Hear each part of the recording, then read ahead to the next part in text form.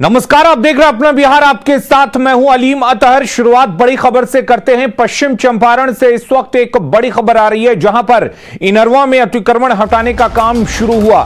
Bulldozer से अतिक्रमण का हटाया जा रहा है पुलिस की सख्ती के बाद। हालांकि उपद्रवी यहां से भाग गए हैं। कल उपद्रवियों ने पुलिस पर पथराव किया था, हमला किया था।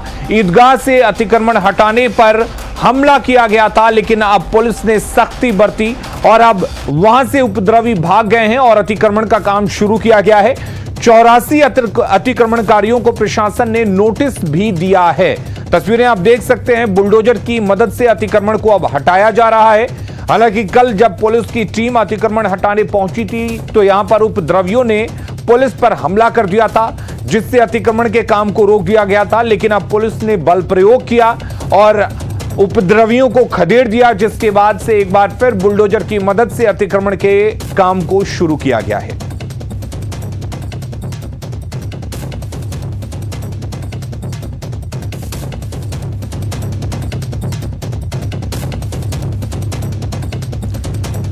तो पश्चिम चंपारण के इनरवा में अतिक्रमण का काम शुरू हो चुका है। तस्वीरें आप देख सकते हैं किस तरह से बुलडोजर से ईदगाह का अतिक्रमण हटाया जा रहा है। अवैध अतिक्रमण के खिलाफ प्रशासन का यहां पर बुलडोजर चला है और उपद्रवी जो कल पुलिस पर हमला बोल रहे थे, उनको आज पुलिस ने खदेड़ दिया। 84 उपद्रवियों को नोटिस भेजा गया है कि आखिर सरकारी काम में उन्होंने बाधा क्यों पहुंचाई और पुलिस टीम जो ड्यूटी पर थी उन पर हमला क्यों किया गया। आगे प्रशासन इस पर कार्रवाई करेगा, लेकिन फिलहाल तस्वीरें आप देख सकते हैं। उपद्रवियों की तस्वीरें भी हम आपको दिखा रहे हैं, किस तरह से उपद्रवियों ने यहां पर पुलिस टीम पर हमला किया था। लेकिन अब पुलिस ने जब उनको खदेड़ा, उनको नोटिस भेजा गया, तो उसके बाद से अब अतिक्रमण का काम शुरू किया गया है। प्रफुल्ल हमारे साथ जुड़े हुए इस खबर पर ज्यादा जानकारी के साथ। प्रफुल्ल, क्या कुछ जानकारी है? जी, मैं आपको बता दूं कि ये जो इनरवा बाजार है वो भारत नेपाल सीमा पर स्थित है और यहाँ से इंडो नेपाल सीमा सड़क जो बननी थी वो पिछले 5 साल से इन अतिक्रमणकारियों की जिद के कारण ये काम रुका हुआ था, जिसको लेकर बार बार प्रशासन जो है वो प्रयास कर रही थी। अगस्त महीने में भी नरकटियागंज एसडीएम के द्वारा वहाँ के बाजार के लोग 84 जो लोग हैं, करीब 100 के लोग के लगभग अतिक्रमणकारी हैं, उनके साथ बैठक हुई थी, लेकिन अतिक्रमण खाली करने को तैयार नहीं थे। फिर से 6 जनवरी को एक बैठक हुई, 3 जनवरी को एक बैठक हुई थी, जिसमें एसडीएम ने कहा था कि यहाँ से अतिक्रमण खाली किया करें आप लोग, ताकि जो इंडो नेपाल सीमा सड़क है उसके निर्माण कार्य में तेजी आ सके।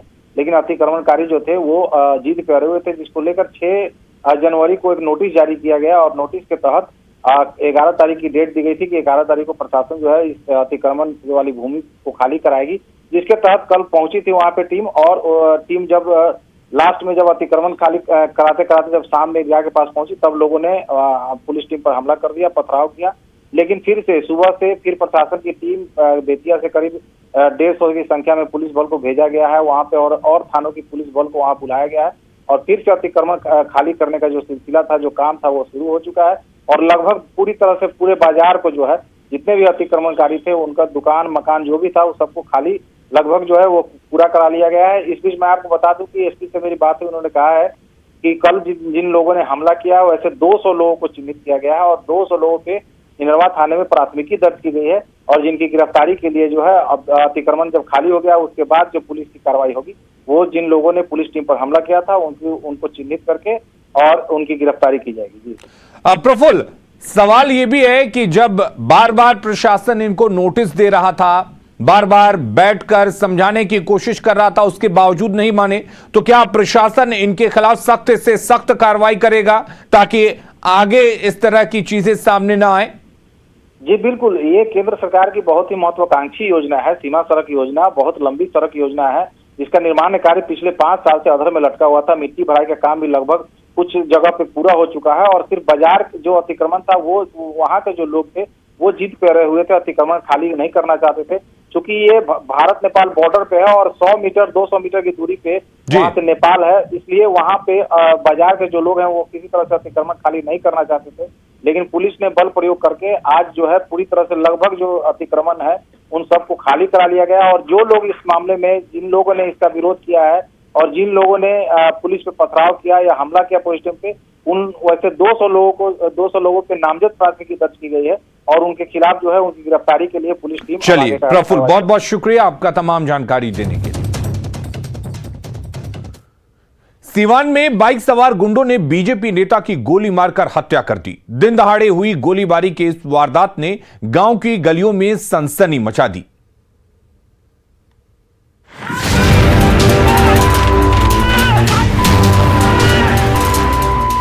सरेआम गोलियां चलाते और गली गली में दहशत फैलाते गुंडे, ये ना तो किसी मुंबई या फिल्म का सीन है और ना ही कोई खेल तमाशा हो रहा है।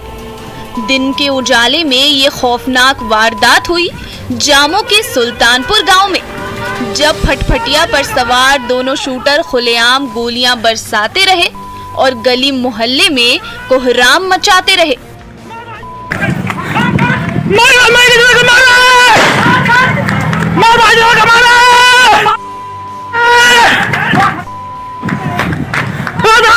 दोनों अपराधी खुलेआम पीडीएस डीलर और बीजेपी नेता जनार्दन सिंह को गोलियों से भूनकर भागने लगे तो कुछ ग्रामीण उनके पीछे दौड़ पड़े।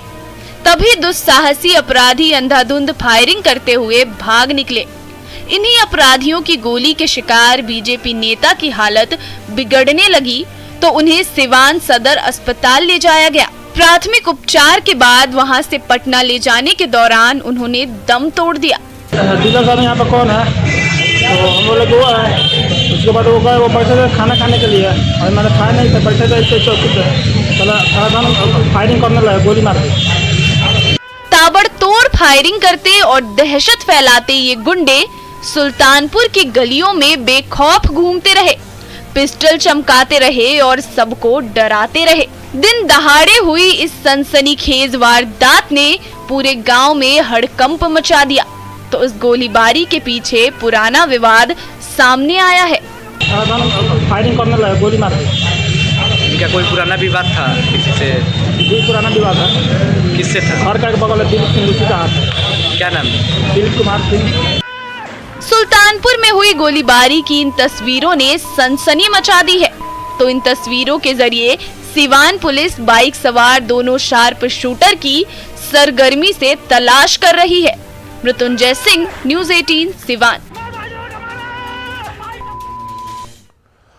और उधर बेगूसराय में स्वर्ण कारोबारी प्रमोद कुमार से 15 लाख की रंगदारी मांगी गई है। व्हाट्सएप कॉल के जरिए पिछले 31 दिसंबर से रंगदारी मांगी जा रही है। इसे लेकर स्वर्ण कारोबारी ने थाने से लेकर एसपी तक से गुहार लगाई, लेकिन अब तक आरोपी गिरफ्त से बाहर हैं। व्यवसायी संघ ने भी एसपी से मिलकर प्रमोद कुमार की सुरक्षा की मांग की है। हालांकि पूरे मामले को लेकर एसपी ने कहा कि सदर डीएसपी के नेतृत्व में जांच टीम का गठन कर दिया गया है। जल्द ही आरोपी पुलिस की गिरफ्त में होगा। दारू, शराब जो आज हम लोग टैक्स भरते हैं, दिन रात टैक्स देते हैं, कमाते हैं, 30% टैक्स भरते हैं और हर जगह से फोटो आता है पिस्टल का, कभी आता है रंगदारी टैक्स का।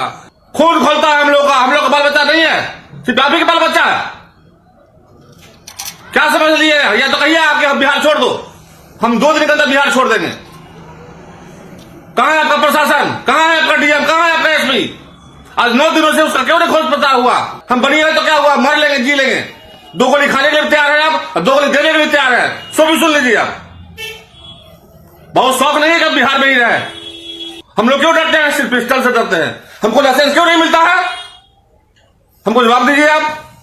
हम लोग चोरी तक कहां है? साल का 70 लाख टैक्स भरते हैं। मामला हम लोग के संज्ञान में है। इसमें एफआईआर दर्ज कर ली गई है। एसटीपीओ सदर के नेतृत्व में एक टीम भी बनाई गई है। टीम लगातार पटना में अपनी छापेमारी कर रही है और इसमें जो पुलिस का अनुसंधान है वो हम लोग कर रहे हैं। जल्द ही इसमें गिरफ्तारी कर ली जाएगी।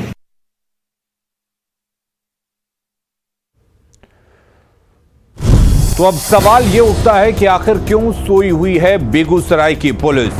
सवाल यह भी है कि नींद से आखिर कब जागेगी बेगूसराय पुलिस, क्योंकि एक व्यवसायी बार बार सुरक्षा की गुहार लगा रहा है। आखिर रंगदारों पर कब कार्रवाई होगी? क्या सिर्फ जांच से खानापूर्ति की जा रही है? कब जेल जाएगा रंगदारी मांगने वाला शख्स? और साथ ही सवाल यह भी है कि व्यवसायियों को आखिर सुरक्षा क्यों नहीं मिलती? कानून व्यवस्था पर पुलिस आखिर लापरवाह क्यों है?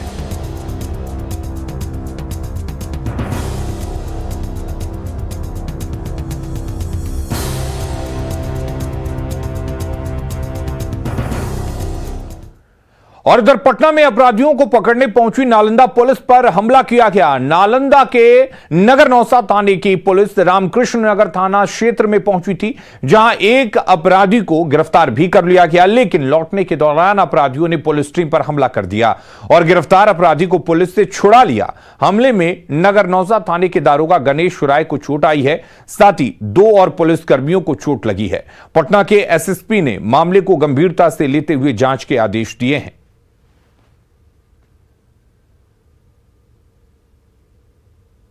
फिर कोरोना तेजी से फैलता जा रहा है। कोरोना की तीसरी लहर की रफ्तार काफी तेज है। सरकार और प्रशासन पहले से ही काफी अलर्ट है। ऐसे में हम सभी को सावधान रहने की जरूरत है। सरकार ने कई तरह की पाबंदियां लगाई है। हम सभी कोरोना को रोकने के लिए इस प्रयास में सरकार और प्रशासन का साथ दें। हम ऐसा कुछ भी नहीं करें जिससे कोरोना की रफ्तार बेकाबू हो जाए। हम सोशल डिस्टेंसिंग का पालन करें, हमेशा मास्क का इस्तेमाल करें, बार बार साबुन से हाथ धोएं और सैनिटाइजर का इस्तेमाल करें। याद रखें, हम मिलकर लड़ेंगे, तभी कोरोना हारेगा।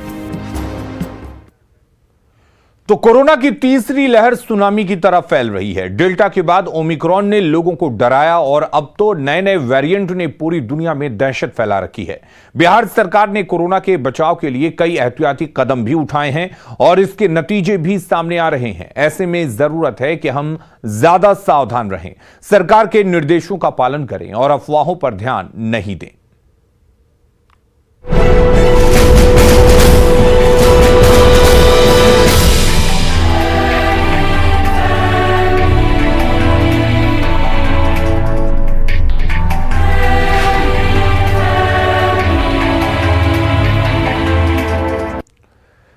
तो कोरोना संक्रमित सीएम नीतीश के जल्द स्वास्थ्य होने की कामना को लेकर पटना के सचिवालय स्थित नौलखा मंदिर में दुर्गा पाठ किया गया, साथ ही हवन और पूजा अर्चना की गई। जेडीयू युवा के कार्यकर्ताओं ने हवन कर सीएम और जेडीयू के राष्ट्रीय अध्यक्ष के जल्द स्वास्थ्य होने की कामना की। जायजा लिया संवाददाता रवि एस नारायण ने।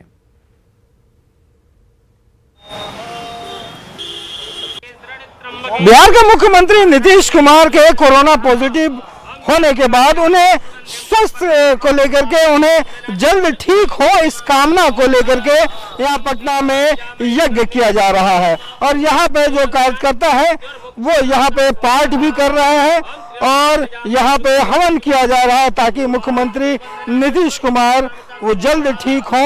और यहाँ पे जरा देखिए कि जो कार्यकर्ता है वो हाथों में नीतीश कुमार और जो प्रदेश अध्यक्ष है जदयू के राष्ट्रीय अध्यक्ष ललन सिंह, दोनों को यहाँ तस्वीरें सामने रख करके और यज्ञ किया जा रहा है ताकि यहाँ पे जल्द से जल्द स्वस्थ हो और यहाँ पे मुख्यमंत्री फिर से वो काम पे लौटे। तो इसे लेकर के तमाम जो कार्यकर्ता है यहाँ पे नौलखा मंदिर जो है पटना में सचिवालय के सामने, वहाँ पे ये यज्ञ किया जा रहा है। जो लोग हैं उनसे जानते हैं। हाँ,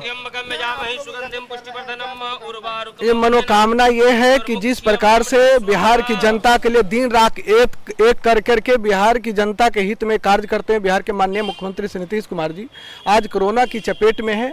और हमारे पार्टी के राष्ट्रीय अध्यक्ष माननीय ललन बाबू जो कोरोना पॉजिटिव हो गए थे, अब उनका रिपोर्ट निगेटिव है। तो दोनों की जो विशेष स्वास्थ्य में सुधार हो और उनके बेहतर स्वास्थ्य और दीर्घायु की कामना के उद्देश्य से माता के चरणों में हम आज श्रद्धा सुमन अर्पित कर रहे हैं, माता के सामने पूजा अर्चना कर रहे हैं कि हम बिहार के माननीय मुख्यमंत्री को आप अविलंब कोरोना की चपेट से मुक्त कराएं और उनको असीम शक्ति प्रदान करें और फिर से जन सेवा के रूप में जिस प्रकार से निरंतर लगे रहते हैं फिर से असीम शक्ति प्राप्त और जन सेवा भाव करें। क्योंकि या देवी सर्वभूतेषु जगत कल्याणी रूपेण संस्थिता नमस्तस्यै नमस्तस्यै नमस्तस्यै नमो नमः। तो लोगों की मांग यही है कि मुख्यमंत्री नीतीश कुमार जो है वो जल्द से जल्द स्वस्थ हो और एक बार फिर से अपने काम पे लौटे और ये मनोकामना लेकर के लोग आज यज्ञ कर रहे हैं। पटना से रवि एस नारायण की रिपोर्ट। रोहतास में पुलिस की बड़ी लापरवाही सामने आई है। दरिहट थाना पुलिस ने अवैध तरीके से शराब बेचने के आरोप में 3 लोगों को गिरफ्तार किया है, लेकिन जांच में एक आरोपी कोरोना पॉजिटिव निकला। बावजूद 3 आरोपियों को एक गाड़ी में बिठाकर लाया गया। कोविड पॉजिटिव मरीज को सदर अस्पताल के आइसोलेशन वार्ड में भर्ती कराया गया, जबकि 2 आरोपियों को जेल भेज दिया गया। लेकिन कोविड पॉजिटिव होने की जानकारी के बाद भी तीनों आरोपियों को एक ही गाड़ी में लाने पर सवाल खड़े हो रहे हैं। मामला है कि दारू बेच रहा था, उसको पकड़ के लाया गया है। और उसके बाद और कुछ बात नहीं है। और बात है कि कोरोना पॉजिटिव है, वो एगो है, यानी 2 को लाया गया यहाँ पे सदर अस्पताल में। 3 गो को लाया गया है, 2 गो सही हालत में है, एक कोरोना पॉजिटिव। तो क्या करना है उसको, आगे क्या करना है? और आगे तो यहाँ देना है कोरोना क्वारंटाइन में, एगो के 2 गो के जेल भेजना है। भागलपुर रेलवे स्टेशन पर कोविड गाइडलाइन की खुलेआम धज्जियां उड़ाई जा रही हैं। ना सोशल डिस्टेंसिंग का पालन किया जा रहा है, ना ही ज्यादातर यात्रियों ने मास्क पहना है। जायजा लिया संवाददाता आशीष रंजन ने। अभी हम खड़े हैं भागलपुर स्टेशन पर। आप देख सकते हैं कि वर्धमान स्पेशल ट्रेन जो है यहाँ पर आकर रुकी है, और आप देख सकते हैं कि यहाँ पर किस तरह से नियमों की धज्जियां उड़ाई जा रही है।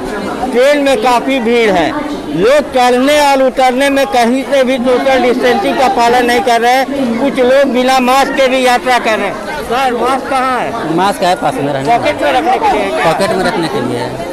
चलिए चलिए। क्या नाम हुआ? तो आप देख सकते हैं कि लोगों के अजीब तर्क है। मास्क कहाँ है बाबू? ये रहा सर, मफलर नीचे था। सर मास्क भी है हमारे पास। दिल्ली के भीड़ को देखते हुए भी रेल प्रशासन बोगी की संख्या नहीं बढ़ाती है। समझिए क्या होशियार, ये लोग कितने होशियार हैं। क्या नाम हुआ? शैलेश पांडे, हम दिल्ली पैसेंजर हैं यहाँ साहिबगंज का। तो आप देख सकते हैं कि काफी भीड़ है, और लोग जो है नियमों की धज्जियां उड़ा रहे हैं। न तो यहाँ रेल पुलिस के द्वारा कोई जवान इसको देखने वाला है, न रेलवे प्रशासन। कई लोग जो है आप देख सकते हैं कि खिड़की में जो है साइड में खड़े हैं, छोटे छोटे बच्चे हैं, और उनको लेकर यात्रा कर रहे हैं। अगर कहीं कोरोना विस्फोट होता है तो समझा जा सकता है। लगातार बिहार में कोरोना संक्रमित मरीजों की संख्या में बढ़ोतरी हो रही है, फिर भी रेलवे प्रशासन और रेल पुलिस के द्वारा जो कदम उठाए जाने चाहिए वो नहीं उठाए जा रहे हैं। आशीष रंजन, न्यूज़ 18 भागलपुर। कटिहार में भवन निर्माण विभाग में टेंडर मैनेज करने का आरोप लगा है। यह आरोप सत्ताधारी दलों ने ही लगाया है। भवन निर्माण विभाग के एग्जीक्यूटिव इंजीनियर पर अपने पसंदीदा ठेकेदारों को काम देने का आरोप लगा है। इसके लिए गुपचुप तरीके से टेंडर दिया जा रहा है, या फिर काम शुरू होने के बाद टेंडर की कागजी प्रक्रिया पूरी की जा रही है। पूरे मामले पर आयुक्त ने जांच की बात कही है। इसमें एग्जीक्यूटिव इंजीनियर राकेश रंजन जी है। यह अपने चहेते ठेकेदार को सिर्फ काम देने का काम करता है, कोई टेंडर नहीं निकालता है। अभी अनुमंडल कार्यालय में काम चल रहा है, इसका भी कोई टेंडर नहीं हुआ। कोषागार कार्यालय है, निर्वाचन कार्यालय है, यहाँ भी बिना टेंडर का अपने चहेते ठेकेदार को मोटी रकम लेकर के काम देने का काम किया है।